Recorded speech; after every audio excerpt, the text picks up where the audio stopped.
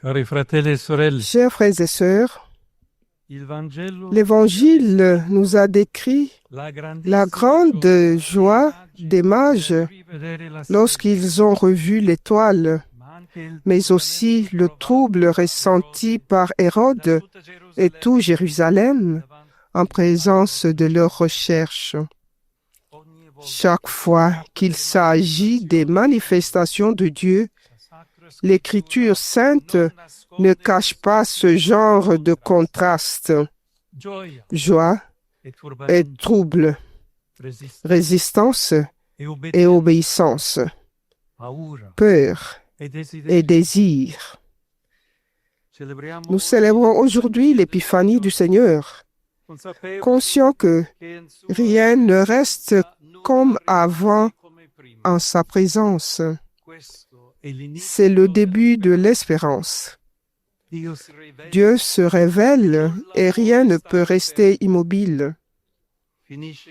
Une certaine tranquillité prend fin, celle qui fait répéter aux mélancoliques rien de nouveau sous le soleil. Quelque chose dont dépendent le présent et l'avenir commence, comme l'annonce le prophète. Debout, resplendit, elle est venue ta lumière, et la gloire du Seigneur s'est levée sur toi. Il est surprenant que Jérusalem soit troublée, ville témoin de tant de nouveaux départs. En son sein, ceux-là même qui étudient les Écritures et pensent avoir toutes les réponses semblent avoir perdu la capacité de se poser des questions et de cultiver des désirs. Au contraire, la ville est effrayée par ceux qui viennent de loin, animés par l'espérance, au point de percevoir une menace dans ce qui devrait, au contraire, leur procurer beaucoup de joie. Cette réaction nous interpelle également en tant qu'Église. La porte sainte de cette basilique, qui est la dernière à être refermée aujourd'hui, a vu le passage d'innombrables hommes et femmes pèlerins d'espérance en route vers la cité aux portes toujours ouvertes, la nouvelle Jérusalem. Qui sont-ils et qu'est-ce qui les a animés? À la fin de l'année jubilaire, la recherche spirituelle de nos contemporains, bien plus riche que nous ne pouvons peut-être le comprendre, nous interpelle avec une gravité particulière. Des milliers d'entre eux ont franchi le seuil de l'Église. Qu'ont-ils trouvé? Quel cœur, quelle attention, quelle correspondance? Oui, les mages existent encore. Ce sont des personnes qui acceptent le défi de risquer chacun son propre voyage et qui, dans un monde tourmenté comme le nôtre, repoussant et dangereux à bien des égards, ressentent le besoin d'aller, de chercher.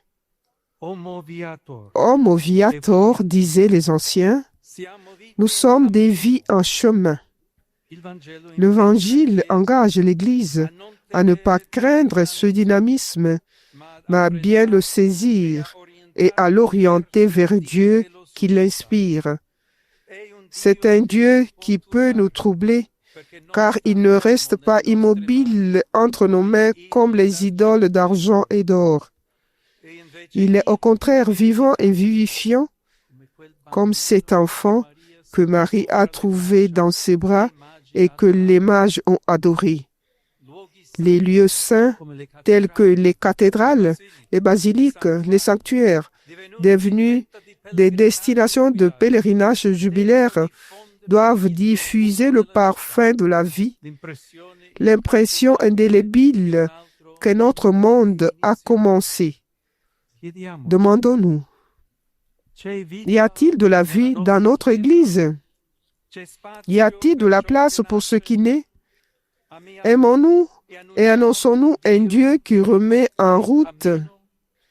Dans le récit, Hérode craint pour son trône. Il s'agite pour ce qui échappe à son contrôle. Il tente de profiter du désir des mages et cherche à détourner leur quête à son avantage. Il est prêt à mentir. Il est prêt à tout.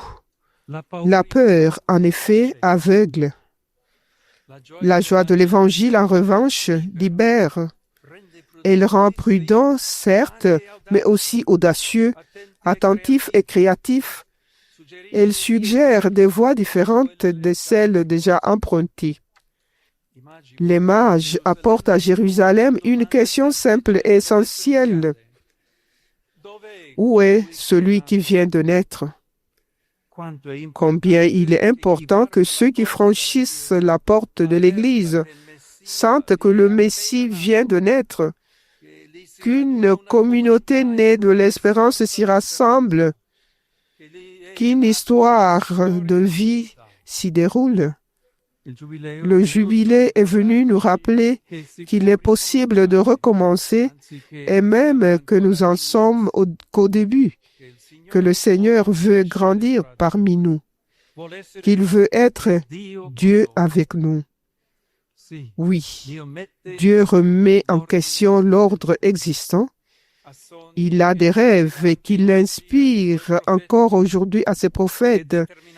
Il est déterminé à nous racheter des servitudes anciennes et nouvelles. Il implique des jeunes et des personnes âgées, des pauvres et des riches, des hommes et des femmes, des saints et des pécheurs dans ses œuvres de miséricorde, dans les merveilles de sa justice. Il ne fait pas de bruit, mais ce royaume germe déjà partout dans le monde. Combien d'épiphanies nous sont données ou sont sur le point de nous être données, mais elles doivent être soustraites aux intentions d'Hérode, aux peurs toujours prêtes à se transformer en agressivité. Depuis les jours de Jean le Baptiste jusqu'à présent, le royaume des cieux subit la violence et des violents cherchent de s'en emparer.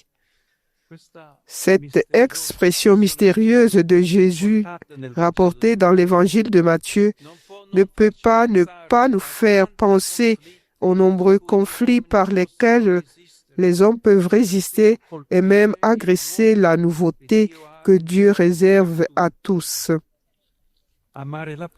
Aimer la paix, rechercher la paix, c'est protéger ce qui est saint et précisément pour cette raison en train de naître petit, délicat, fragile comme un enfant.